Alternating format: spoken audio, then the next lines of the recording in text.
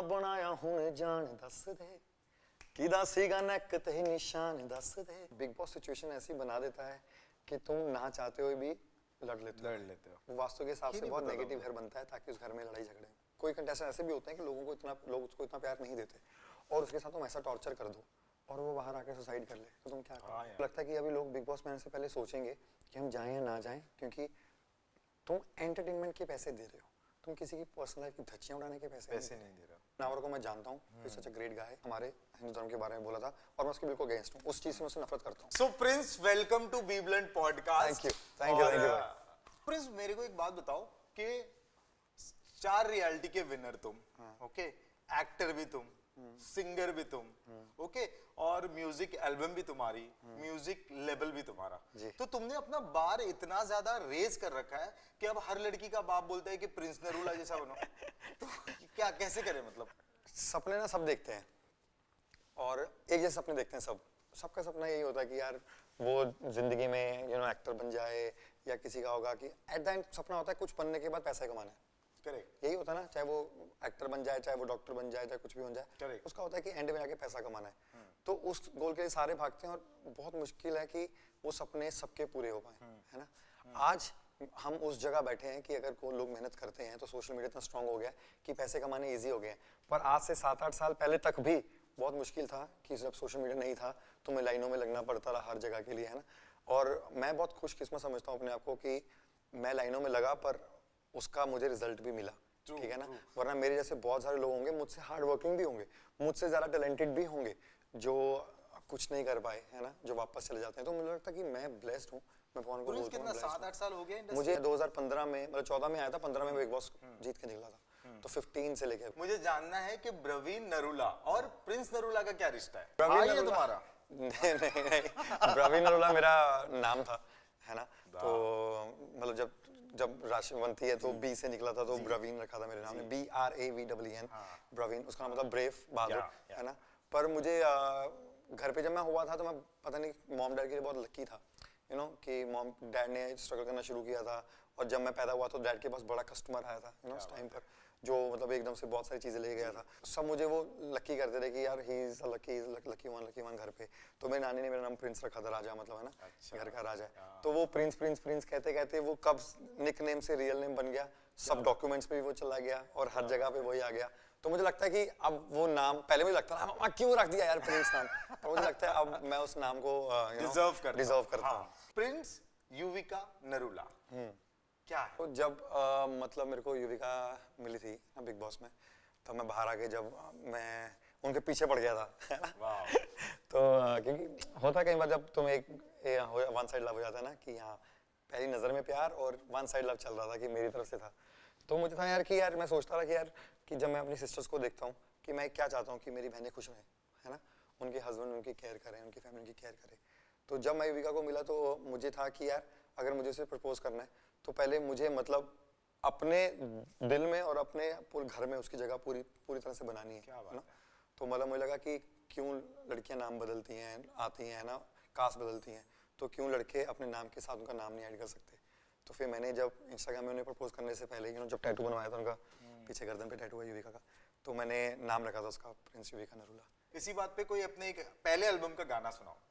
पहले एल्बम का सबसे पहला मेरा गाना था युविका के लिए जो मेरा आया था, मैं भी सवैगी कुड़ी है तू भी है ढोपनी, आपां दोवें एक हो जाइए हो करदा होपनी, इज्जत प्यार केयर करूंगा हर नखरा बेर करूंगा, मेरा भी टॉर्चर थोड़ा सलो सलो सलो, मैं क्या हेलो हेलो हेलो हेलो। मुझे प्रिंस है ना अपने चाइल्डहुड मेमोरी के बारे में बताओ, एक ऐसा कोई किस्सा जो बहुत फनीएस्ट हो। फनीएस्ट तो मेरा दोस्त है मनी, अभी वो न्यूजीलैंड चला गया, हम बहुत ही क्लोज फ्रेंड है ना। तो क्या हुआ था, हमें अपने हिंदी टीचर में बहुत डर लगता था, बहुत मारती थी हिंदी, अंजलि मैम थे, बहुत मारती थी। एक मेरी टीचर थी रमेश कांता मैम, अंजलि मैम एक थी अंजलि मैम। रमेश कांता मैम बहुत प्यार करते थे, पर जो अंजलि मैम थे ना वो हाथ ढीला करके मारती थी पटाक, और हमें तो सबसे ज्यादा पड़ती थी क्योंकि हम नालायक बच्चे थे, हम बैक बेंचर थे ना, पीछे रहने वाले। तो एक बार क्या हुआ था, हमने होमवर्क नहीं किया था और हमें डर लग रहा था कि यार अब क्या होगा। मैं और मेरा दोस्त, मेरा भाई है वो, तो हम ना बाथरूम में छुप गए, तो अब हमने पीरियड मिस कर दिए 2 अंदर बैठे बैठे, अंजलि मैम का भी दूसरा आ गया। अब हमारी बात से फट रही थी कि क्या होगा, अभी तो हमारी कटाई होगी, क्या होगा क्या होगा। तो हम अंदर गए, हमने ना कहानी बना ली बाथरूम में बैठे बैठे, हम बोलेंगे हम किडनैप हो गए थे। अच्छा। ठीक है, हम ना उस टाइम पंजाब में चलता था काले कच्चे वाले। ये कि कौन हमें से ना- स्टैंडर्ड में थे तब तो? ये 6-7 में होंगे हम। अच्छा। ठीक है, तो हमने बोला हमें काले कच्चे वाले उठा के ले गए थे। तो हमने एकदम से स्टोरी बिल्कुल मिलाई थी कि हमने अंदर आके ये बोलना है। तो भाई जब हम अंदर गए हम रोने लगे कि हमें ना काले कच्चे उठा के ले गए थे, हमें किडनैप करके ले गए थे। और उस टाइम चल रहा था कि बच्चे किडनैप करने वाले आते थे। हमने सुनी थी स्टोरी तो हमने ठोक दी। तो पेरेंट्स आ गए, हमारे पेरेंट्स स्कूल पे चढ़ गए कि ये क्या हो गया था, ऐसे कैसे अच्छा, हो पेरेंट्स सकता को है जाके बता दिया। भाई सबको। अब हमारी हम पुलिस आ गई है, ठीक है, तो अब हमारी फट रही है कि हमारा कोई झूठ ज्यादा तो नहीं हो गया। अब हम बता भी नहीं सकते कि हम झूठ बोल रहे थे। भाई स्कूल की दीवारें बड़ी करने का और वो आ गया कि दीवारों को बड़ी करो, ऐसे कैसे हो गया। हमारी सोच चल रही है लगातार 4-5 दिन, पुलिस आगे पीछे घूम रही है, घर पे बयान दे रही है, और हम बच्चे हैं, कोई ये सोच भी नहीं सकता कि हम झूठ बोल रहे होंगे। अब हम दोनों की भी अंदर से फटी है पर हम बता नहीं पा रहे। तो मेरी माँ होती है ना, माँ तो पहचान लेती है ना यार। माँ ना 4-5 दिन के बाद ना मेरे दोस्त को फोन किया, कह रहे झूठ बोल रहा था ना तू, मुझे सब प्रिंस ने बता दिया। तो कहता प्रिंस ने बता दिया? तो यार हाँ, कह रहा पर वो प्रिंस का ही प्लान था। तो मेरी मम्मी आई, मेरे धड़ाक धड़ाक जो मेरे को पड़ी कुटाई। फिर घर वाले कह रहे हम क्या करें, स्कूल में नहीं बता सकते। तो बात फिर वही बंद हुई, दीवार बनने दो। फिर वो दीवार बनने दो, सेफ्टी है। ये नरूला पहले से ही प्रिंस था। ये हरामी तो हम शुरू से ही। एक चीज देखा है कि तुम्हारी लाइफ में जो है ना वो माँ बाप बड़े कांस्टेंट है। बहुत। प्रिंस, मैं सुनना चाहूंगा कि ना, मैं मम्मी और डैडी दोनों के बारे में सुनना चाहूंगा। मैं उनका नाम सबसे पहले सुनना चाहूंगा, क्योंकि मुझे ऐसा लगता है ना कि वो नहीं होते तो प्रिंस नरूला तो होता ही नहीं। मेरे मॉम का नाम है आशा नरूला और आशा डैड का नरूला। नाम है जोगिंदर पाल नरूला। Okay. सो मेरे डैड मेरे बिल्कुल ऑपोजिट हैं। वो बहुत चुप रहते हैं, शांत रहते हैं, है ना, बहुत ही शांत। और मतलब उन्होंने अपने बच्चों के सारे सपने पूरे किए हैं, चाहे उनके पास हो ना हो देने के लिए उस टाइम पर भी, पर उन्हें पूरा, उन्होंने जो भी हमने मांगा है ना बचपन में, जिद तो करते हैं ना बच्चे, वो सब दिए। मॉम मेरी थोड़ी स्ट्रिक्ट भी रही है, ठीक है, पर मेरी मॉम दिल की इतनी नरम है, मतलब वो स्ट्रेट फॉरवर्ड है, मुंह पे है सब कुछ, और दिल उनका उतना ही साफ है। और मेरी फैमिली ने सपोर्ट, मतलब मैं छोटी एज में, बहुत छोटी एज में ना मैं बहुत शरारती था, मैं लड़ने झगड़ने में भी बहुत चला गया था उस टाइम पर। एक टाइम पे ऐसा आ गया था कि मैं लड़ने वाली सोसाइटी में ज़्यादा चला गया था। बहुत हम लड़ने लगे थे बाहर जाके, रोज हमारे पंगे होने, रोज क्लेश होने, हाँ रोज ऐसा हो गया था। और उसकी वजह से मेरे डैड वगैरह सब थोड़े टेंशन में, मॉम भी टेंशन में होती थी कि क्या कर रहा है, लाइफ के साथ क्या कर रहा है। तो मेरे डैड को ना बीच में एक स्पॉन्डिलोसिस सर्वाइकल का अटैक हुआ था, जिसमें एक साइड थोड़ी सुन्न भी हो जाती है, नमनेस रहती है ना। तो वो टाइम मेरी लाइफ का लाइफ चेंजर था। मैं बहुत छोटा था, मतलब 16 की एज का होऊंगा उस टाइम पे मैं, है ना। तो मतलब सब कुछ छोड़ के मतलब मैं बिजनेस संभालने लग गया था कि मेरे को, क्योंकि मैं मॉम डैड से प्यार बहुत करता हूँ अभी भी और करता था भी, है ना, बहुत क्लोज होंगे। मतलब जब तुम साथ रहते हो तुम फिर भी जिद कर लेते हो, पर जब थोड़ा दूर रहते हो तो तुम्हें ज़्यादा कदर पता लगती है माँ बाप की, कि माँ बाप तुम्हारे लिए क्या है। तो आज अगर मुझे लोग पूछते हैं कि यार आप, मेरे को डेली सोप भी आते हैं अभी, मैं करता नहीं हूँ, उसका रीज़न एक ये भी है कि मुझे लगता है कि मैं अपने माँ बाप को टाइम देना चाहता हूँ। मेरे लिए पैसा इतना इंपॉर्टेंट नहीं है कि मैं 30 दिन के 30 दिन अपने महीने के काम करता रहूँ और अपने पेरेंट्स को टाइम ना दे पाऊँ। और खुदा ना खास कभी ऐसी ज़रूरत पड़ जाए मेरी फैमिली को, जहाँ वो मुझे फ़ोन करेंगे हमारी तबीयत ठीक नहीं है, तो ऐसा ना हो कि मुझे छुट्टी मांगनी पड़े। मुझे ऐसा काम नहीं चाहिए। मुझे लगता है कि जब उनका फ़ोन आ गया या नहीं भी है तो मैं सीधा वहाँ पहुँचता हूँ। और मेरे को लगता है कि वही इंपॉर्टेंट है। मैंने इतना पैसा तो कमा लिया है ना, इतना तो मैंने नाम कर लिया है कि अब मैं खुद से काम कर सकता हूँ, अपनी फैमिली को टाइम दूँ, वो मेरे लिए इंपॉर्टेंट है। तभी अभी मेरी वाइफ, मैं उसको भी बहुत थैंक्स बोलता हूँ कि ऐसा बहुत कम होता है कि कभी वो यहाँ पर होती है, मैं वहाँ होता हूँ, तो मैं बोलता हूँ कि तू यहाँ जा, चल हम टाइम एडजस्ट करते हैं। क्योंकि पता नहीं, मुझे लगता है कि अगर मैंने अपने माँ बाप को टाइम नहीं दिया तो मेरे लिए बहुत गिल्ट वाली बात हो जाएगी। सही बात है, हाँ। तो मुझे भी नहीं पता कि मेरी लाइफ कितनी है, मुझे नहीं पता मेरे माँ बाप की लाइफ कितनी है। मैं भगवान से हमेशा यही प्रे करता हूँ कि मेरे माँ बाप, मेरी वाइफ, उनके माँ बाप, मेरी सिस्टर्स, उनके बच्चों की 100+, चाहे मेरी जिंदगी के कुछ पल काट ले दूँ, पर उनकी ज़िंदगी बड़ी होनी चाहिए। क्योंकि मैं नहीं देख सकता कि मेरी फैमिली में किसी को कुछ हो। और मैं बहुत इमोशनल हूँ भाई। मेरी फैमिली जब बीमार होती है ना तो उसके साथ मैं भी बीमार हो जाता हूँ, उनको कि ठीक हो जाए, मतलब उस प्रेशर में तो मुझे भी पता नहीं सब कुछ हो जाता है। मैं वही बोल रहा ना कि एक इंसान जो शायद टीवी में बहुत ही दिखता होगा कि यार ये करता है, ब्लड भी लेता है, ये भी कर लेता है, पर मैं एक्चुअली मैं अंदर से बहुत इमोशनल हूँ। और मेरे को लगता है कि जो अपने माँ बाप की सेवा नहीं कर सकता तो वो इंसान ही नहीं है। प्रिंस, मुझे एक बात बताओ कि जैसे ही मम्मी को जाके बोला, ओके, माँ को जाके बताया कि रोडीज जाना है या ये, तो फिर चपेट नहीं पड़ी कि बहुत लड़ने जाना है? बहुत मैं पहले बहुत लड़ता था, ठीक है, तो सारे रिश्तेदार बोलते रहे, बचपन में भी रोडीज था, सारे रिश्तेदार बोलते रहे कि आपका बच्चा बिगड़ गया, ये कर रहा है, वो कर रहा है। फिर चलो मैं शॉप पे बैठ गया। यार मुझे एक बात नहीं समझ में आया, बच्चा बिगड़ा किसी और का है, लेकिन प्रॉब्लम रिश्तेदार को क्यों है? होती है, उनके अपने नहीं दिखते उनको, है ना। हाँ खैर, तो क्योंकि हमारी बिजनेस फैमिली से ना सारे बहुत छोटी एज में बैठ गए थे, तो मैं भी बैठ गया था, पर मैं उसके साथ साथ फिर स्कूल कॉलेज वगैरह, बाद में कॉलेज भी शुरू हो गए थे। तो अभी जब मैं पहली बार ना मिस्टर पंजाब के ऑडिशन थे, तो मैंने जब बोला ना, मेरे डैड ने बोला कि मिस्टर पंजाब के ऑडिशन दे, तो मॉम नहीं करना, ये नहीं करना, क्या जा रहा है, फिर बिगड़ जाएगा, ये कर जाएगा, और हो जाएगा। तो मैं लड़के ऑडिशन देने चला गया कि नहीं मुझे जाना है, ऑडिशन देने। तो मेरी मम्मा ना मासी के साथ देखने गई कि ऑडिशन देने भी गया है या टफरीबाजी है, कहीं भाग तो नहीं गया। तो जब उन्होंने देखा मैं बाहर था, मैं लाइन में लगा हुआ था, दूर से देखा, कह रहे नहीं चलो ऑडिशन दे रहा है। तो वहाँ से जब मैं सिलेक्ट हुआ, घर पे फोन आया, घर पे मैंने फोन किया, तो उनको लगा कि यार शायद कुछ है इसमें, तभी लोग पसंद कर रहे हैं इसको, है ना। हुआ वहाँ से मेरी जर्नी स्टार्ट हुई। तो मैंने बोला कि मैं रोडीज जा रहा हूँ, मैं बॉम्बे जा रहा हूँ ऑडिशन देने पुणे। किसको बोला? मैंने मम्मी को बोला, तो फिर गालियाँ पड़ी। यहाँ तो ठीक था, तेरे को वहाँ कौन जानता है, बॉम्बे तेरे को पता कैसा शहर होगा तुझे। तो मैंने बोला मैं कोशिश तो करने, नहीं होगा तो देखी जाएगी, अब मैं कोशिश तो करूँ। पर कभी भी ऐसा नहीं था कि मतलब उन्होंने रोका, इसका मतलब ये नहीं उन्होंने कभी कि बांध के रख लिया, उन्होंने ऐसा नहीं किया। हर माँ बाप को टेंशन होती है कि उसका बच्चा उनके लिए हमेशा छोटा रहता है, ठीक है ना। और मुझे लगता है कि जब मेरे बच्चे होंगे तो मुझे भी ये टेंशन होगी, कहीं जा रहा है तो मैं उसको गाइड करूँ, साथ जाऊँ, है ना। तो वो हम बाद में समझते हैं जब हम बड़े हो जाते हैं, पर उन्होंने मेरे को कभी भी रोका नहीं। सपोर्ट मेरे डैड का हमेशा मुझे रहा है। मेरे दोनों सिस्टर्स और मैं दोनों हम बचपन से गाते हैं, ठीक है। तो मेरी मॉम और मेरी मॉम बहुत अच्छा गाती है, सबसे अच्छा मेरी मॉम। तो ये जीन्स वहां से मिली है? यस। तो प्रिंस नरूला जी अपने पंजाब से मुंबई आया, उसके बाद की कहानी क्या है? जब मैं बॉम्बे आया था तो मतलब उसके भी एक डेढ़ साल मैंने पूरा स्ट्रगल किया है। मतलब वो स्ट्रगल तो अच्छा ही होता है, मतलब स्ट्रगल तो नाम हो जाता है, स्ट्रगल किया है। मतलब काम नहीं होता उस टाइम पे, जब काम नहीं मिलता है ना। और हमें लगा था कि रोडी जीतो तो मतलब भाई बहुत ही बड़ी बात होगी, तो पर ऐसा नहीं होता। तुम जब शो जीते हो, असली लाइफ तुम्हें बॉम्बे आके पता लगती है। अभी सोशल मीडिया इतना स्ट्रांग हो गया है कि अभी जब तुम जीतते हो ना, उसकी रीच बहुत अलग है। मतलब अगर आज के टाइम पे मैंने 4 शो जीते होते तो मैं 20-25 मिलियन पे होता। अच्छा, सही ना, बहुत फर्क होता है नंबर्स। अब तब इंस्टाग्राम आया था, लोगों को पता भी नहीं था, तब सिर्फ फेसबुक और ऑर्कुट वगैरह चलते थे। अब वो है भी नहीं, है ना, है ना। तो अब वो है भी नहीं, तो अब तब तो पता नहीं था लोगों को कि इंस्टाग्राम है क्या।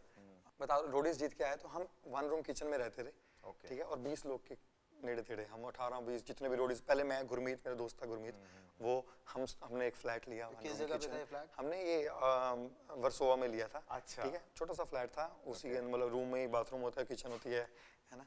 तो उसके बीच में फिर जो आता था सब बॉम्बे आ रहा था, आओ जाओ फ्लैट में, आ जाओ फ्लैट में। तो कई बार क्या हो गया था कि जब मुझे काम मिला 6-7-8 महीनों के बाद, है ना, कि प्रिंट करके आया था, कभी कुछ करके आया था, तो रात को ये भी नहीं होता था कि जगह कहाँ सोने की, क्योंकि पहले इतने लोग रहते थे हमारे फ्लैट में, हमें नहीं पता होता था कि कहाँ सोना है। और बारिशों में तो बहुत मुश्किल होती थी, क्योंकि खिड़कियां ना लीक होती थी, तो पानी अंदर आता था पूरा, ठीक है। और वो जो गद्दे वहाँ बिछे होते थे वो गीले जाते थे, तो हम सोफे में ऐसे बैठे तो ऐसे ही सो जाते थे, ठीक है। पर मुझे लगता है कि वो मुझे करना था। अगर मैंने वो ना किया होता और मुझे लाइफ में सब कुछ बहुत इजी मिल जाता, तो शायद पता नहीं क्यों वो कदर होती है कि नहीं होती। जब रोडीज के बच्चे निकलते हैं, अब मेरे फ्लैट में रहते हैं, जो मैंने फ्लैट इन्वेस्टमेंट के लिए लेके रखे हुए हैं, भगवान ने दिया अभी, तो मैं उनको वहाँ रखता हूँ, मैं उनसे पैसे भी नहीं लेता हूँ। मैं बोलता हूँ कि पहले तुम करो, जब तुम कर लोगे तो तुम कमा लोगे, फिर तुम अपना शिफ्ट हो जाना, फिर तुम अपना करना। जब हम आए थे ना, जब हमारी किसी ने मदद नहीं करी थी, तो ऐसा लगता था कि यार एक किसी का एक कहना भी ना कि यार मैं हूँ, ठीक है ना। जैसे तो बहुत बड़ी बात होती है। जैसे करण के साथ मेरा क्या था कि करण को मैं ट्रेनिंग देता था पंद्रह को, ठीक है, इसी पे आने वाला था, और वो मतलब मेरे को खाने के पैसे नहीं दे रहा था। फेस था 6 महीने का, जो भी जितने भी महीने का था भाई, वो ऐसा था कि मतलब इतने पैसे नहीं थे। अब मेरे को ना बताते हुए मैं कभी भी इतना एक्सप्रेसिव नहीं हूँ कि मैं अपने स्ट्रगल को ऐसे बता दूं। मेरे को लगता है वो पता नहीं मुझसे बुरा भी बहुत लोगों ने झेला है, ठीक है, और झेल भी रहे होंगे। पैसे ऐसे थे कि मैं अपने घरों से मंगाना नहीं चाहता था, है ना, क्योंकि वो रेंट भी भेज देते थे। हमारे लिए होता था कि यार वो खुद मुश्किल से कमाते हैं, है ना, दुकान पे पूरा दिन बैठ के कमाते हैं। ये रोडीज जीतने के बाद, ये रोडीज जीतने के बाद, यस, मतलब सेलिब्रिटी जो है वो 20 लोगों के बीच में रह रहा था। यस भाई, आपको उस टाइम पे ऐसा नहीं था भाई। मैं बता रहा हूँ, उस समय सोशल मीडिया स्ट्रॉन्ग था कि तुम रोडीज जीत के आओगे, तुम्हें बाद में आके लगे होगी, लाइन लगी होंगी, ऐसा नहीं था। ऐसे तो लोगों को लगता ही, क्योंकि लोगों ने सिर्फ मुझे स्क्रीन पे देखते रहे बार बार। और जब क्योंकि 5-4 महीने निकल गए थे, 5 महीने निकल गए, कुछ नहीं था। जब हम बैठते थे, मैं प्रिंट करने चल जाता था। मेरा गुरमीत दोस्त है, हम ऐसे होते रहे कि भाई आज तू झाड़ू पोछा मैं मार दूंगा, खाना तू बना लियो, ठीक है। कभी कभी वो करता रहा, कभी उसके ऑडिशन का टाइम होता रहा तो मैं संभाल लेता रहा, कभी मेरा होता रहा तो वो संभाल लेता रहा। और बहुत टाइम ऐसा निकला भाई, हमने मतलब जिम भी जाना, तुम्हें पता होता था अगर करण नहीं आएगा तो आज क्या करना है। मेरी बॉडी बहुत अच्छी थी और मैं ट्रेनिंग भी देता था वहाँ पर, मैं बॉडी बिल्डिंग करता रहा। तो मैं करण भाई को बोलता कि मैं आपकी बॉडी बनवाऊंगा अब। तो जब हम दोनों साथ मिलते थे, जो पहला फ्लैट लिया था हमने वो भी करण को दिखा के लिया था कि करण के घर के पास करने का ना, मेरे घर के पास लेना ताकि मैं तुम पर निगरानी रख पाऊँ। मैं जब उनको ट्रेनिंग देता था तो बाद में जब ट्रेनिंग हो जाती थी, कह रहे आज चल कुछ खाने चले, यू नो। तो और जब मैं पर्स निकालने लगता था तो उनको पता था इसके पास है नहीं, है ना, तो बोलते रहे रखना, तू रख, चल हूं ना बेटा, चल इसको रख। तो मतलब उन्हें कभी मुझे ऐसे कभी भी खर्चने नहीं दिए पैसे, ठीक है ना। तो वो आज मैं फील करता हूँ जब मेरे साथ लड़के होते हैं तो वो कभी आते हैं तो कभी नहीं और रख भाई इसको। तो पता होता ना हम सीनियर हो गए हैं कि मुझे पता है कि यार अभी तुम खुद घर से मंगा रहे हो, ठीक है, और तुम्हारे घर वाले तुम्हें मुश्किल से दे रहे होंगे, जब तुम कमा लोगे तब तुम हमें खिलाना, तो हम रोब से खाएंगे। मुझे एक बात बताओ कि सुशांत सिंह की डेथ के बाद से क्या चेंजेस आए, मतलब भाई मतलब मुझे लगता है कि लोगों के नज़रिए बहुत बदल गए हैं, यू नो। पर मुझे ये भी दुख होता है कि यू नो कि फेमस होने के लिए, लोगों का प्यार पाने के लिए लोग मरना पड़ता है, ठीक है। अब Sushant Singh Rajput one of the best actor है, ठीक है, था, है और रहेगा भी, ठीक है। पर उसको जितना प्यार उसकी डेथ के बाद मिला है पहले उतना नहीं मिला। अभी मैं हमारे जो पंजाब में भी थे Sidhu Moosewala, is one of the best singer, वो लेजेंड है, वैसे ही सदियों में पैदा होते हैं। मतलब वो इतना भोला बंदा था ना भाई, हद पार, ठीक है। पर उसको भी प्यार जितना डेथ के बाद मिला पहले उतना नहीं था। तो पता नहीं, समझ नहीं आता कि दुनिया पहले कभी इतना ट्रोल कर देती है जब तुम कमाने लगते हो, ठीक है, जब तुम काम करने लगते हो, और जब वो इंसान नहीं रहता फिर तुम बोलते हो कि इससे बढ़िया कोई था ही नहीं। और मैंने बहुत बार आर्टिस्ट के साथ भी देखा भाई, हमारी सिंगिंग लाइन में भी देखा है, अभी कुछ आर्टिस्ट के साथ अभी भी हो रहा है कि जब वो कुछ जगह शो लगाने जाते हैं तो दूसरे सिंगर्स का नाम लिया जाता है, यू नो। कभी कोई आर्टिस्ट का मैंने अभी देखा कि हाँ ये स्टेज पे है, भाई ये करा दो। भाई तुम आर्टिस्ट को इज्जत दो यार, वो तुम्हारे पास आया है, वो क्या मांग रहा है, वो यही मांग रहा है, वो तुम्हारे लिए आया है, तुमने उसको बुलाया, तुम भी उसके लिए आए हो एक बार सुनने के लिए, फिर तुम उसको सुनो ना यार, तुम उसका मोरल डाउन कर रहे हो, ठीक है। अब अगर आप ये देख लो कि अभी शो में अगर कोई रियलिटी शो में भी जाता है, ठीक है, वो बोलते हैं कि आपको ना, आप में मसाला नहीं है, आपने प्रिंस देखा है, आपने सिद्धार्थ देखा है, आपने आसिम देखा है, आपने ये देखा है, आप वैसा कुछ करो। क्यों करो भाई, कि अपनी पहचान भी है एक, ट्रू, उसको वैसे आने दो ना यार। अगर तुम उसको उसकी पहचान से अलग कर दोगे तो वो इंसान कभी वो खुद में रह ही नहीं पाएगा, वो दिखाई नहीं पाएगा जो वो है, ठीक है ना। तो मतलब मुझे ये है कि मैं अभी खुद, मैं भगवान के जैसे मैं अभी खुद अपने शो बनाऊंगा, ठीक है, तो मैं शो बनाकर सबसे पहले ये बात करूंगा कि मैं इंसानों की उसकी पर्सनैलिटी निकलवाऊंगा, क्या पता वो भाई हमसे भी बेटर हो। प्लीज, बहुत अच्छी बात तुमने बोला कि ना, मैं जैसे बोलता हूँ कि ना, अगर अच्छा एक्टर होगा तो फिर डायरेक्टर की जरूरत ही नहीं है। यस भाई, डायरेक्टर का काम ही है कि एक्टर के अंदर से एक्टिंग निकालना। हाँ, बिल्कुल, क्योंकि रॉ एक्टर से जो आप काम करा लोगे, फिर अभी अगर नसीर साहब सबको ही मिल जाएंगे तो फिर तो आपको डायरेक्टर की जरूरत ही नहीं, किसी भी लड़की को बोल के एक वाइड और 2 क्लोज लगा के काम हो जाएगा। इट्स जस्ट कि तुम अच्छा डायरेक्टर चाहिए तो तुम्हारे अंदर सब कुछ निकलवा ले, क्योंकि विजनरी आपको चाहिए। यस, अभी जब मैं विजन क्या होगा, अब जब मैं लॉकअप में भी गया था, लॉकअप मेरे जाने से पहले लॉकअप चल रहा था, उठा लो, ठीक है ना, नहीं वो दोस्त का ही है, मेरे राइटर का है, अच्छा, मेरे जाने से पहले लॉकअप चल रहा था, अच्छा था, लॉकअप सबको पता था। पर जब मैं गया उसके बाद उसने हाइप लिया, वो क्यों लिया, क्योंकि वही लोग हैं, बस उसमें जाके मैंने उनको जगाया, ठीक है ना। लोग बदले नहीं थे, कोई एक्स्ट्रा लोग भी नहीं आए, कोई कुछ भी नहीं गया, जगाया तो वो बूम हुआ। क्यों हुआ, क्योंकि तुमने उनको रास्ता नहीं दिखाया, है ना। हर एक इंसान को एक रास्ते की जरूरत होती है। अभी जब हम बिजनेसमैन का बेटा है, वो बड़ा हो रहा है, वो बिजनेसमैन क्यों बनता है, क्योंकि उसका डैड उसको बताते ही वही है, रास्ते दिखाते हैं कि हम ये करते हैं, हमारा ये है, वो रास्तों से शुरू से देखा होता है तो उसके लिए इजी होता है कि हाँ ये कर लिया। अब क्यों IAS ऑफिसर्स जो बिहार से सारा बनते हैं, क्योंकि गरीब हैं, रो हैं, उनके माँ बाप नहीं भी पढ़े, उनको पता नहीं क्या करना है, वो अपने रास्ते खुद बनाते हैं। क्या बात है। तो वो पढ़ाई में जाते हैं, उनको खुद रास्ता बनाना है। अभी मैंने कुछ देशों में सुना है कि मैंने पढ़ रहा था उस दिन कि आफ्टर जो स्कूल है ना, उनको 1 साल का गैप दिया जाता है स्टडीज से, कि आप ना 1 साल घूमो, एक्सप्लोर करो, दुनिया को एक्सप्लोर करो और देखो आपका सपना क्या है, आप करना क्या चाहते हो, क्योंकि जो आपका पैशन है अगर आप उसके पीछे भागोगे तो आप जल्दी सक्सेसफुल होगे और आपका मन लगेगा उस पर। अगर आपको थोप दिया जाएगा कि नहीं भाई आपको बनना ही है, तो फिर वो ना तो वो काम सही तरीके से चढ़ेगा और ना वो सही से तुम बनने के बाद भी तुम उस पर मन लगेगा तुम्हारा। तो प्रिंस का मतलब रूडीज, ओके। हाँ, तो मैं ये बोलूंगा कि कुछ बीच के कुछ सीजन प्रिंस ने स्किप क्यों किया, क्या हो गया था ऐसे? कौन सी चीजें? जो जज करते करते फिर बीच में से you vanished, then you came. मैं जज करते करते बीच में क्या हो गया था कि बीच में शायद उन्होंने कॉन्सेप्ट चेंज करना था, उन्होंने हमें किसी को मतलब फोन नहीं किया था। कॉन्सेप्ट चेंज होने से लोग कहाँ चेंज होता है, एलिमेंट तो पता नहीं, शायद उनका कुछ, हमें पता नहीं है बीच की बातें, है ना? तो नहीं, मैं अंदर की बात जानना था, तो बीच की बात तो भूल जाओ। अंदर की बात तो हम आज तक नहीं जान पाए हैं ना कि ऐसा हुआ क्यों था। ये सच है गांधी जी वाला या? नहीं नहीं, सच में सच है कि ऐसा हो गया था कि otherwise you are a b blunt man. तो फिर तो मैं जब हमें फोन ही नहीं आया और पता लगा कि रोडी शुरू भी होने ये वाला है। हमें में कौन कौन है? मतलब मैं, रणविजय, मतलब रणविजय को आया था। रणविजय भाई का क्या हुआ था कि डेट्स क्लैश हो रही थी किसी चीज से, तो उनके नेटफ्लिक्स में उन्होंने कोई शो कर रहे थे, तो 10 दिन का आगे पीछे था, तो शायद वो डेट्स आगे दे रहे थे, तो इन्होंने डेट्स अनाउंस कर दी थी, रण भाई नहीं कर पाए थे, तो फिर उन्होंने पूरा कॉन्सेप्ट चेंज कर दिया। मुझे बताओ, बिग बॉस में जो है वो अक्सर लोगों को प्यार होता है जो बाहर आके खत्म हो जाता है। सो बिग बॉस में युविका से प्यार हुआ जी। कब पता चला कि हाँ yes lock final?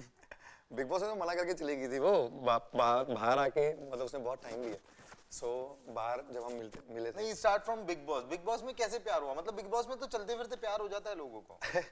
You know उसमें भाई सिचुएशन ऐसी होती है कि बाहर की जिंदगी ना लोग भूल जाते हैं, वो इतना इतना इन्वॉल्व हो जाते हैं घर के अंदर कि लगता है कि यही दुनिया है। अच्छा। तो इसलिए कभी कभी क्या होता है कि जब अंदर प्यार होता है तो बाहर आते हैं, फिर बाहर के लोग मिलते हैं, तो वो लोगों को लगता है कि नहीं यार, शायद मैंने जल्दी फैसला ले लिया, यू नो, तो वो रिश्ते टूट जाते हैं। इसलिए हमने कितनी बार देखा कि हम देखते हैं ना कि बिग बॉस में प्यार होता है, रियलिटी शो में प्यार होता है, बाहर आके लोगों का नजरिया बदल जाता है एक दूसरे को लेकर, क्योंकि लोगों को और तरह के लोग मिलते हैं तो बोलते हैं कि नहीं यार, मेरे को लगता है कि मेरे साथ ज़्यादा यही अच्छा लग रहा है ना, कि कंपेटेबल मेरे साथ यही ज़्यादा है, वो नहीं है, तो वो रिश्ते टूट जाते हैं। पर जब मैं यूवी को अंदर मैंने प्रपोज किया था, यूवी ने मना कर दिया था, यू नो, कि वो कहती है मुझे रियलिटी शो में प्यार नहीं हो सकता और मैं विश्वास नहीं करती ऐसे, ठीक है, अगर मुझे प्यार होगा तो मुझे टाइम चाहिए। सो जब मैं बाहर आया तो मुझसे पहले वो मेरे पेरेंट्स की ऑप्शन थी, है ना, कि हमें ये भी बहुत पसंद है, और उसने उसकी ममा और से बात भी होती रहती थी जब वो बाहर आ गई थी, कि जब मॉम होता है ना, जब कंटेस्टेंट बाहर आया तो दूसरे कंटेस्टेंट के पेरेंट्स से बात करता रहता है कि कैसे है उनकी फैमिली से, कि हाँ अंदर सब कुछ सही है, तो उसको बोला भी था कि मेरे घर पे फ़ोन कर देना, बोल देना कि मैं ठीक हूँ, बिल्कुल सही हूँ। तो ये क्या, ये पिच था? ये हाँ, तो जब मैं बाहर आया था तो है ना, हमने टाइम स्पेंड सारे करना स्टार्ट किया, तो मुझे लगा यार ये बहुत स्वीट है कि जैसे घर के अंदर थी वैसे ही बाहर है, ऐसा नहीं है। कुछ लोग मैंने देखे थे घर के अंदर कुछ और थे, बाहर ही कुछ और, बिल्कुल बाहर कुछ और थे, है ना। तो और मैं बीमार हुआ था एक बार, तो वो घर से यू नो खिचड़ी बना कर लेके आना मम्मा से, एक और केयर करना, तो वो बहुत वैसा हो गया था कि एक अटैचमेंट हो गई थी एक अजनबी शहर में, वो एक ऐसा इंसान मिलना जो तुम्हारी केयर कर रहा है ना, तो वो बहुत तुम्हें अट्रैक्ट करती हैं चीज़ें, तुम्हारे को वो इमोशंस तुम्हारे साथ जुड़ जाते हैं। मैंने उसको बताया कि आई स्टार्ट लाइकिंग यू, प्यार नहीं हुआ था, मैं कहता मुझे तुम अच्छी लगने लगी हो, कि I want to spend time with you, कि अगर सब कुछ सही चला तो हम देखते हैं कि लाइफ में हमारे कहाँ जाते हैं। तो कहती है कि यार मुझे अभी ऐसी चीज़ों पे ट्रस्ट नहीं है, ठीक है, और ज़िंदगी बहुत बड़ी है, आप बाहर आओगे, हम बाहर मिलते हैं, देखते हैं कि क्या होता है, कंपैटिबिलिटी कितनी है। और तो जब मैं बाहर गया तो मैं उसको मिला, और वो जब फिल्म भी कर रही थी पंजाब में, तो मेरे डैड उसके वो मेरे घर आए होंगे पहली बार, तो वो फ्रूट्स का टोकरा लेके आए थे, तो डैड ने बोल दिया कि रिश्ता लेके आए हो मजाक मजाक में। फर्स्ट 3 इयर्स जब मैंने उसको, मैं बड़ो बहो कर रहा था, तो मैं सुबह 9 बजे सेट पे जाता था और रात को 9 बजे आता था, ठीक है। उसके बाद वो कहीं और जिम करती थी, मैंने उसको वो जिम छुड़वा दिया था, अपने जिम में लगवा लिया था, ठीक है। तो मेरे को 10 से स्पेंड टाइम 10 से 12 में वहाँ बज जाते थे। फिर उसके बाद हम दोनों कॉफ़ी पीने जाते थे, तो 2-2:30 बज जाते थे, तो मैं उनको 3 बजे तक ड्रॉप करता था घर पे, ठीक है, और मैं वापस आता रहा, सोता रहा, और सेट पे पूरा दिन क्या होता था, जैसे ही मेरा कट होता था तो मेरा फेस टाइम होता था, चालू रहता था, चालू फॉर 3 इयर्स हम दोनों का फ़ोन चालू ही रहा है, कि मतलब हम फेस टाइम पे हम ऐसे रहता है। तो मैंने उसको एक बार बोला कि मैं देख अब इससे ज़्यादा टाइम तो नहीं तू ले सकती ना, 3 इयर्स, अब तो क्या ही देखना, 2-2.5-3 साल हो गए, तो मुझे पता है कि मुझे शादी करनी है, तो मैं अपने घर वालों को बुला रहा हूँ, ठीक है, और मैं रिश्ता लेके आ रहा हूँ। तो मुझे पता था कि उनको कौन सी डेट पसंद है, 14 फेब जब उनके मॉम डैड की एनिवर्सरी है, तो मैंने अपने पेरेंट्स को उसी दिन बुलाया, और मैंने रिंग खरीदी, और मैंने टैटू बनवाया, और मैं सीधा घर वालों के पास पहुँच गया कि मुझे आपकी बेटी से शादी। उसके मॉम मुझे बहुत पसंद करते थे, उसका भाई भी बहुत पसंद करता है मुझे, तो मैंने उनको बता दिया था कि ऐसा है। तो मैं ना जान के उससे लड़ रहा था, फाइट कर रहा था, I don't want this relationship, that's it यार, बहुत हो गया यार, ये हो गया वो हो गया, हफ्ते में लड़ना शुरू कर दिया, ठीक है। तो उसको हो गया कि मम्मा यार नहीं होगा ये अब हम, हमें फैसला लेना पड़ेगा कि मैं अलग हो रही हूँ। उनको तो पता ही था कि हम वो होने वाला है। So तो bad. फिर जिस दिन वो ऐसी थी और मैं सीधा घर पहुंचा अपने पेरेंट्स के साथ, पर वो बहुत मोमेंट ना बहुत सही होते हैं। और मेरे को लगता है कि यार जब वो फेरे होते हैं ना, है ना, जब तुम वो Soulful अगले moment. तो उस दिन एक अलग रिलेशनशिप बनता है कि तब वो गूज़बम्स आते हैं पूरी बॉडी में, और हर शादीशुदा बंदा वो फील कर पाएगा। तो तब लगता है कि okay, this is the one. Bigg Boss 17 काफी हाइप में है of course because of Munawar, Abhishek and rest of the team. तो सबसे अनफेयर गेम कौन खेल रहा है बिग बॉस में? अनफेयर भाई, उस घर में ना कुछ भी फेयर और अनफेयर नहीं होता।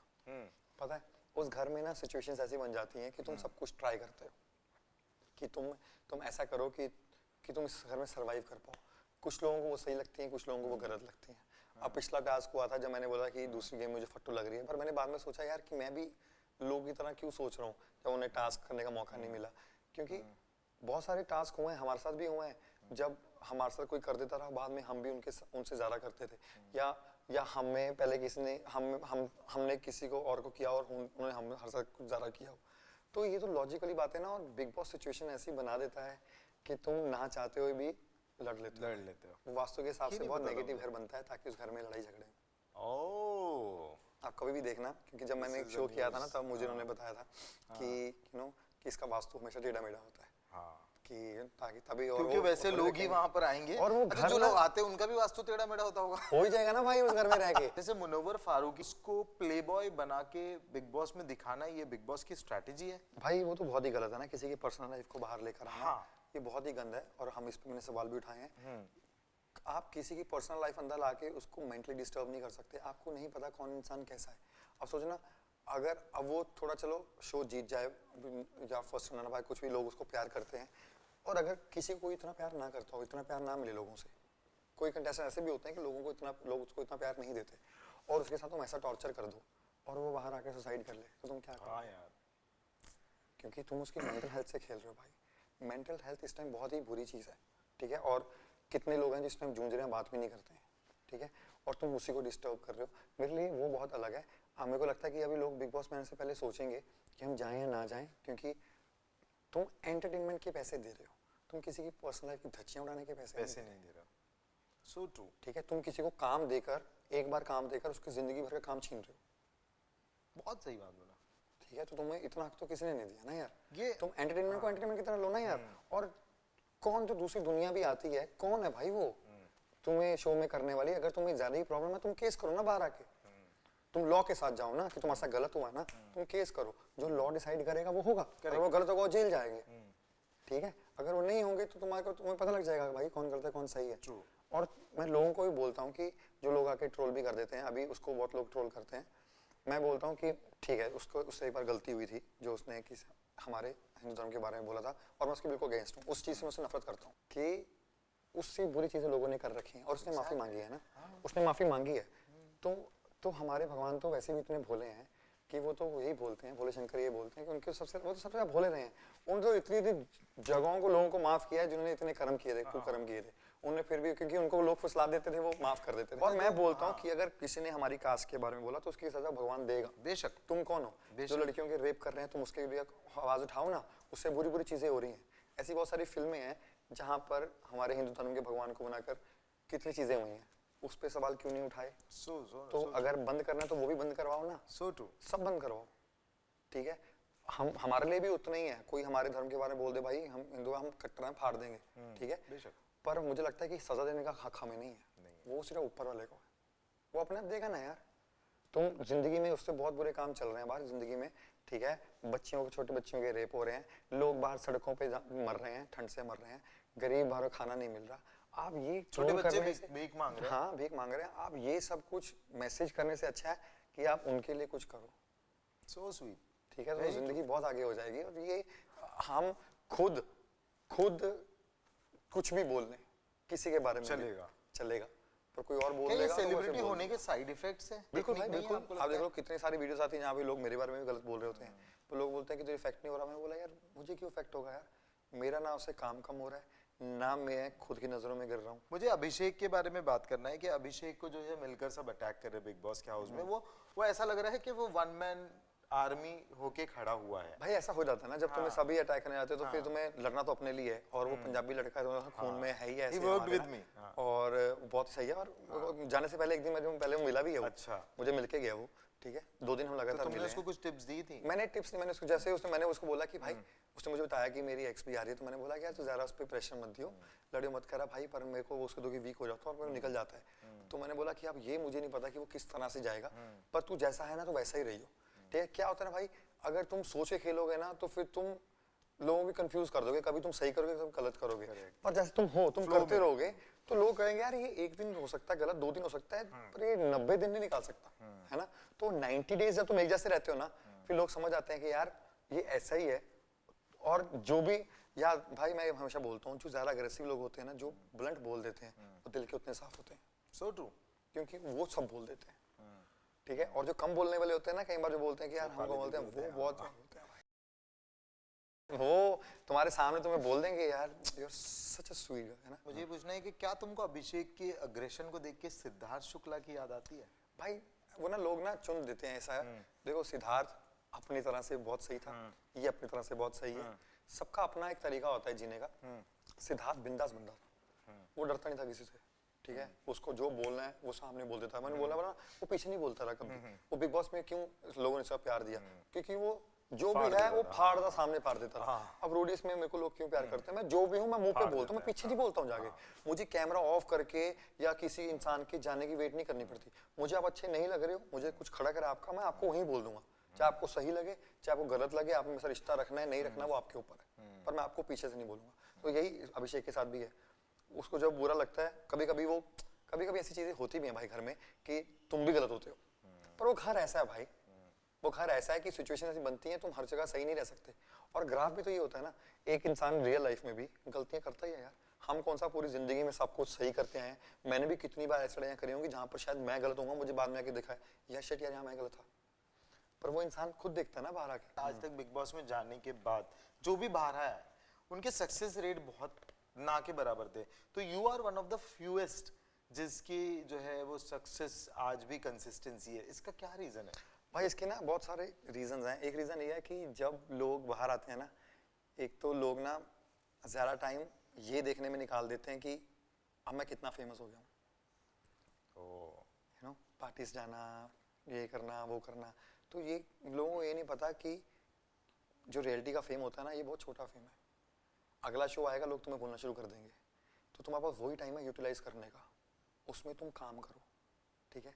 लोग काम कम और पीआर लेकर यहाँ चल जाओ यहाँ चल जाओ वहाँ चल जाओ, ये सब ज़्यादा कराते हैं। दूसरा बात ये है कि ना जो पहले 2 साल होते हैं ना, वो बहुत ही क्रूशल होते हैं, ठीक है। उसके अंदर अगर आपने छाप बना ली और आपका बिहेवियर कैसा है, सबसे इंपॉर्टेंट है, ठीक है। कुछ लोग जो बाहर आते हैं उनमें एटीट्यूड ऐसा हो जाता है कि भाई अब तो पूरी दुनिया हमारे पीछे है, हमको ये नहीं पता है दुनिया का टाइम बहुत कम है, अगर तुमने अभी काम नहीं किया तो कोई और तुम्हारी जगह ले लेगा, ठीक है। और उस बीच में अगर आपका बिहेवियर सबसे अच्छा है तो लोग शायद तुम्हें काम देंगे, और अगर आपका बिहेवियर उन 2 सालों में ऐसा है कि आई एम द स्टार, ठीक है, और फिर जब वो नीचे गिरेगा तो फिर वो स्टार को कोई नहीं पूछेगा।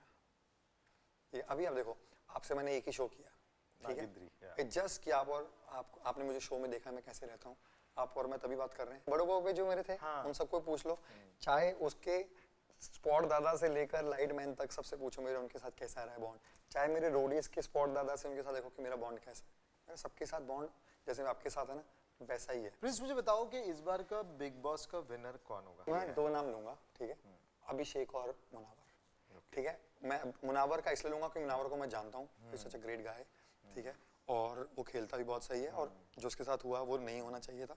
वो बहुत बुरा था, जो वो लो हुआ, वो है। उसकी जो गेम बीच में डाउन भी करी, वो उसकी पर्सनल लाइफ की वजह से हुई, ठीक है।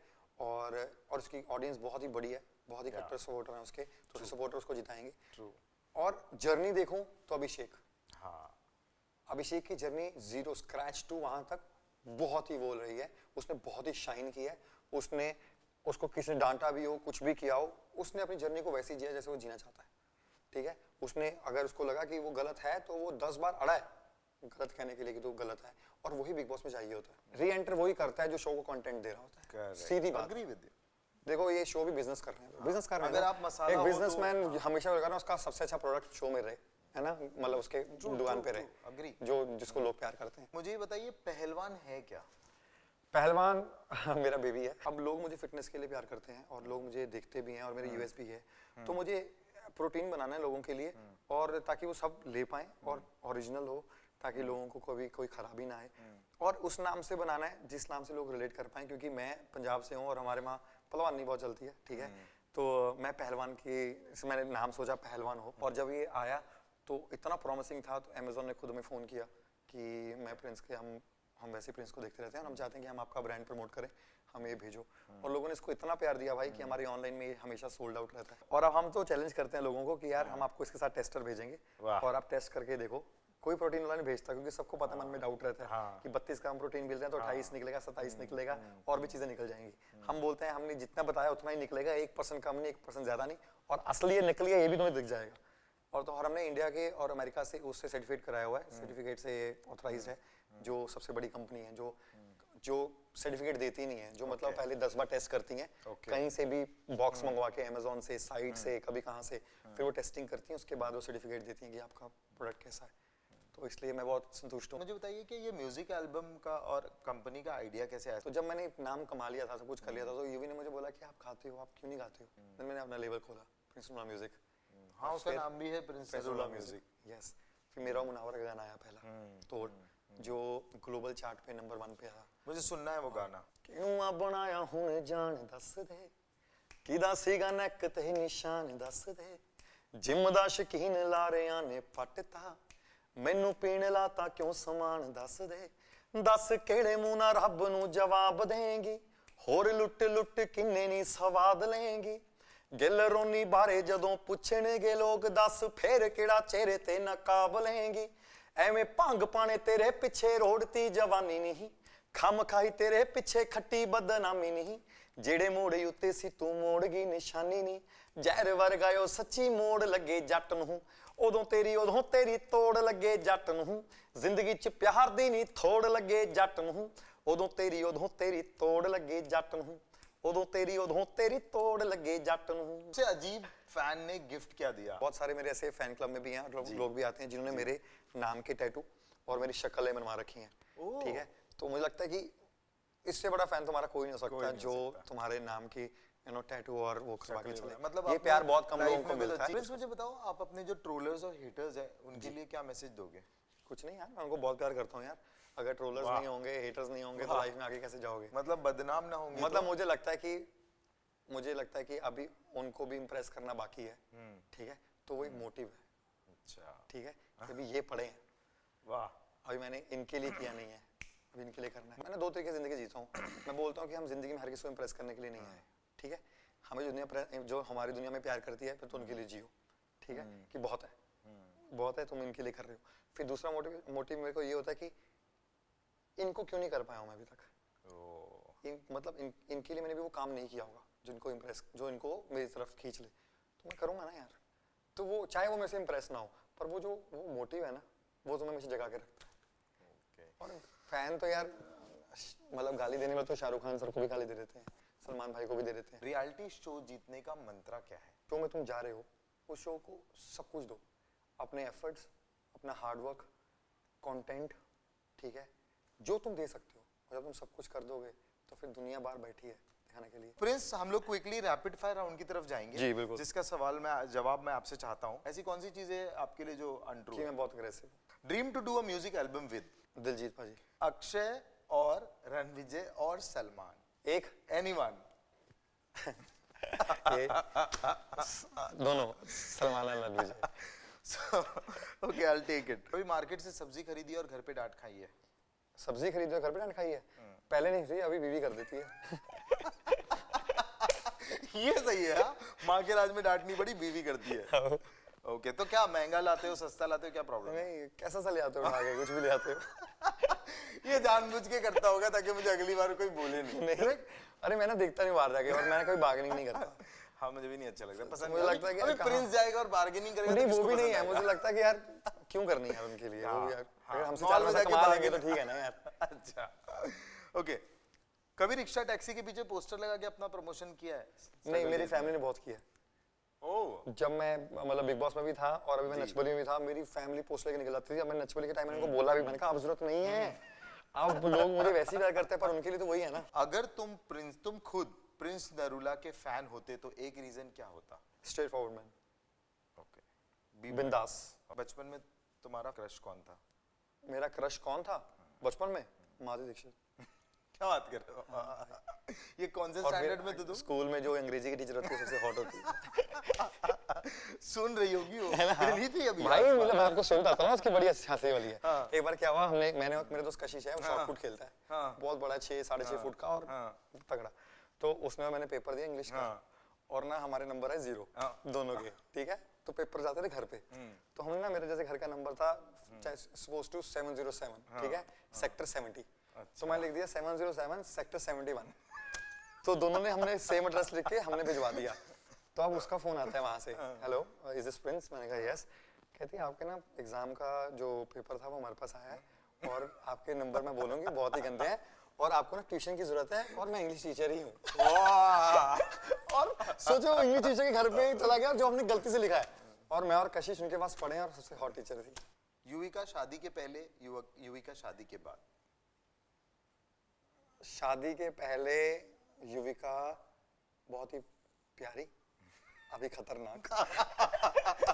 खाना मिलेगा नहीं इसको, ये तो करते ये देखो शादी के बाद लोग समझ सकते हैं बीवी असली रूप दिखा देती है। मेरा भी वही हाल है, सबका हाल वही रहता है। मैं बोलता हूँ कई बार जब लड़की बोलती है, मैं कहा शादी के पहले क्यों नहीं किया तूने ये सब कुछ? तब पता मगर फिर मैं सोचता अब तो कोई ऑप्शन ही नहीं है, यू हैव टू। अपने आप के अलावा कोई और ऐसा बंदा जिसकी एडवाइस आप कभी अवॉइड नहीं कर सकते? कभी अवॉइड नहीं कर सकता अपनी बीवी। क्या बात कर, जोर वो से कर ही नहीं सकता आवाज ना, नहीं आ रही है। किसकी? बीवी।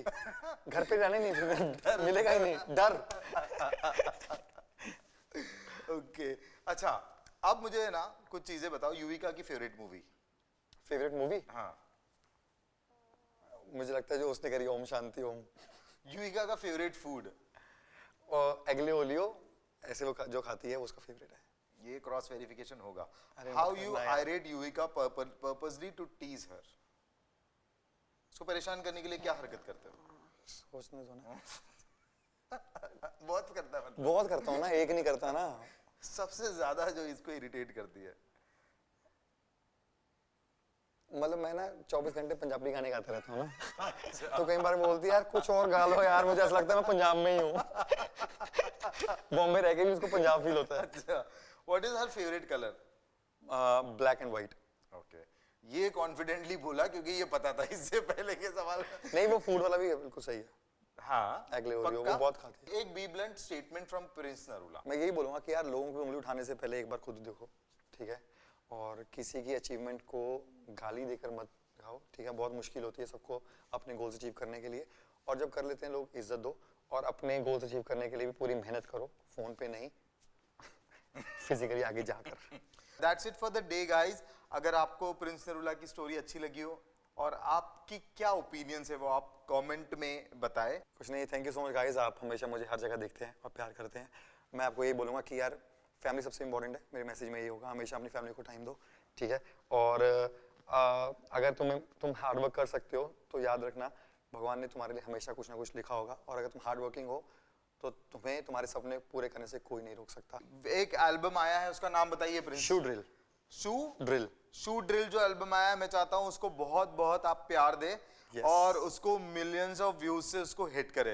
हाय everyone, this is favourite Prince Nola, और बी ब्लंट के चैनल को अभी जाके सब्सक्राइब कर लो, क्योंकि बहुत सारी इंटरव्यूज इसके अंदर आएंगी, जो हमारा टॉक शो है ना, बहुत सारी बातें। और जाकर प्लीज कमेंट में जरूर बताना कि आपको ये वाली इंटरव्यू कैसी लगी, और आपके अगले जो सवाल हैं किसी और के लिए जिसको आप चाहते हैं कि आगे भाई के साथ बात करें, वही बताओ कि भाई किसको बुलाएं। Thank you so much for the love, thank you. And please do subscribe, share, like and comment. Comment भर देना भाई।